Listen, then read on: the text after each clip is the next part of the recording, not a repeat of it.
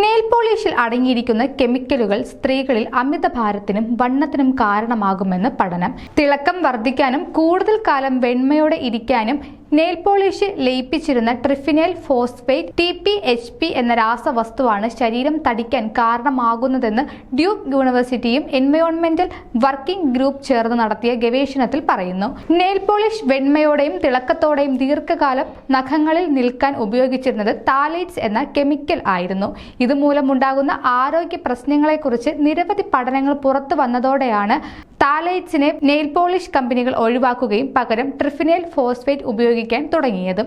എന്നാൽ TPHPന്റെ ഉപയോഗം സ്ത്രീകളുടെ ഹോർമോണിന്റെ സന്തുലിതാവസ്ഥ തകർക്കുകയും ശരീരം തടിച്ച് അമിതഭാരത്തിനും കാരണമാകുമെന്നും ജനിതക വൈകല്യങ്ങൾ വേട്ടയാടുമെന്നും പഠനങ്ങൾ പറയുന്നു.